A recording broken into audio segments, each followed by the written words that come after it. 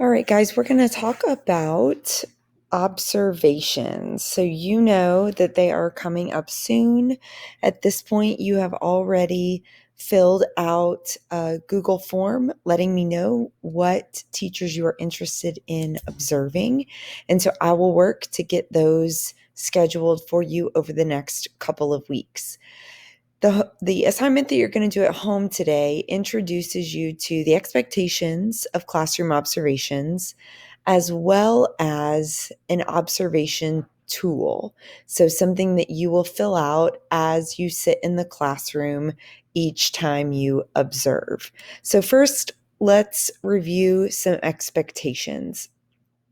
When it comes to observing, teachers, keep in mind number one, you are entering another teacher's classroom that has opened the room up to you. And we want to be respectful of that teacher's time, their space, the fact that they are still teaching a particular class. And that gets tricky when your friends are sitting in some of these classes. And so I want to take just a second to go over some things that are probably common sense, but are worth laying out there as expectations. So when you are scheduled to observe these classes, it will all happen during third period.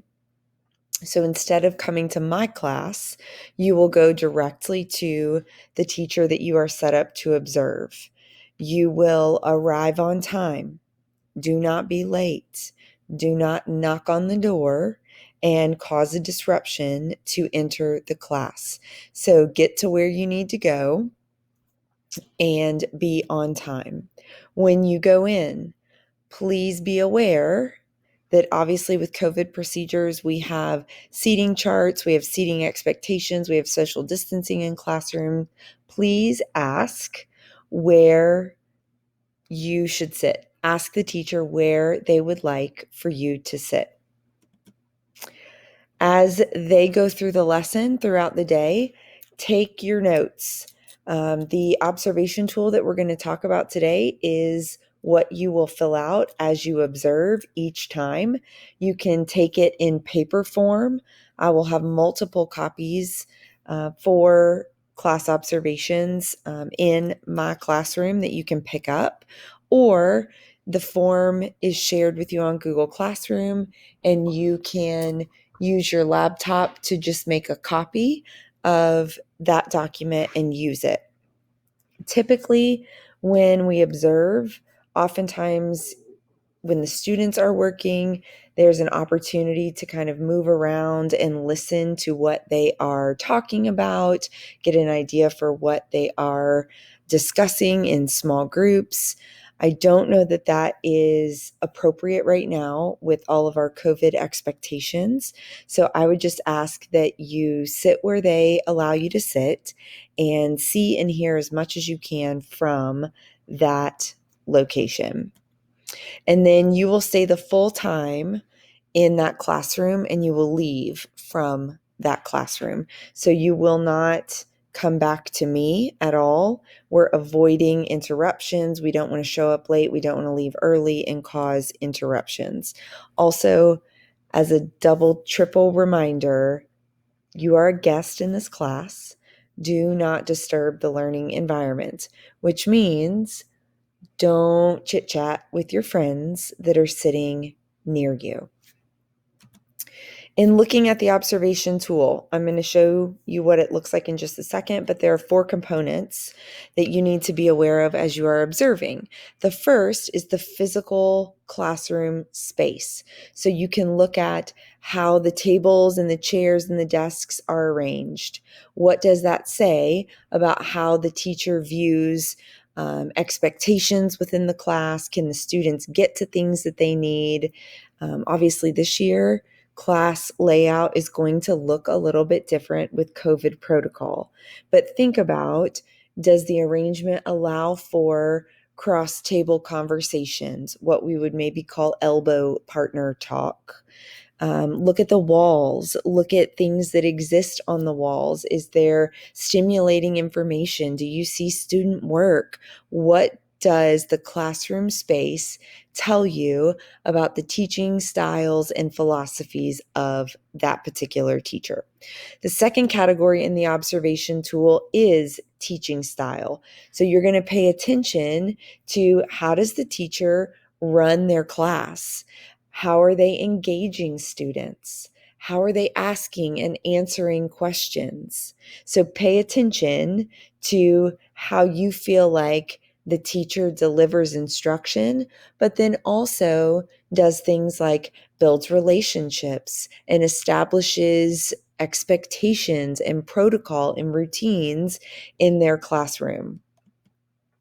The third area is curriculum. And so these questions are pretty specific to what is being taught. So think about the content, the actual lesson, how it is being delivered. The fourth area is diversity. So, how does the teacher treat all kids equally, but still acknowledge differences that exist within students? So, you're looking for diversity as well. So, here's what that observation tool looks like.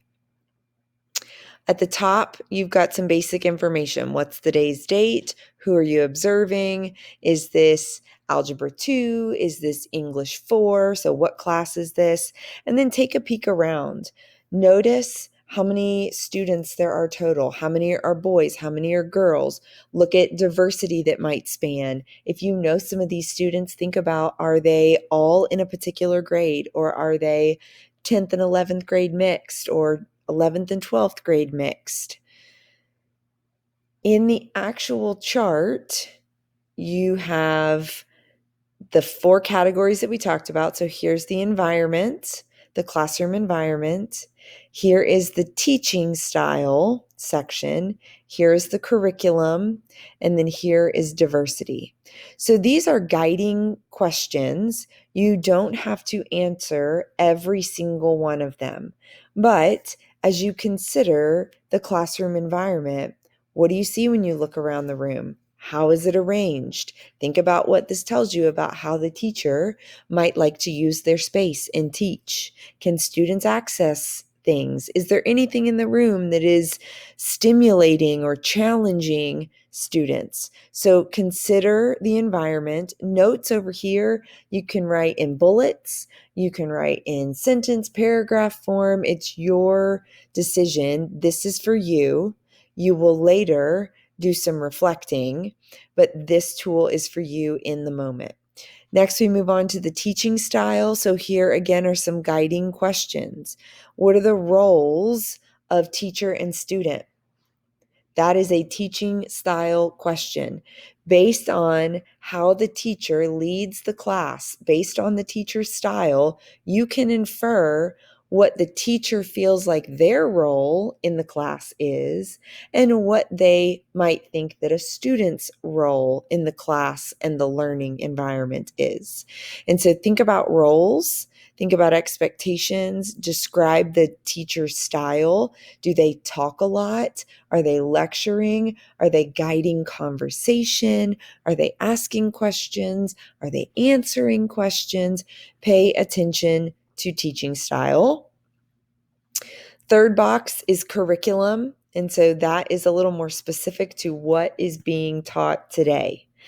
And then also some commentary. Do you think that the material is interesting? Or perhaps how has the teacher attempted to make some piece of content particularly interesting? Were there any assessments that were happening today? Assessments don't have to be paper and pencil tests. Oh, let's get rid of the Hilton honors. They can be quick walkarounds. They can be starter papers or exit slips. So keep in mind, how does the teacher know what the student is actually learning throughout the lesson? And then this last box is diversity. So a couple of guiding questions here. How are teachers treating all students as individuals? How are they treating them similar, different? Do they attempt to make any real world connections? How are they maintaining an atmosphere of acceptance and respect? So, this is the tool that you are going to use. Now, the rest of your task today is to actually practice. So if you go to Google Classroom, I have posted an assignment that gives you practice on using this observation tool. So in the assignment, in the text of the assignment, it gives you a link to an 11-minute high school algebra lesson. You are going to watch that 11-minute observation video, and you are going to use the observation tool just as you would if you were sitting in a classroom live observing a teacher and students.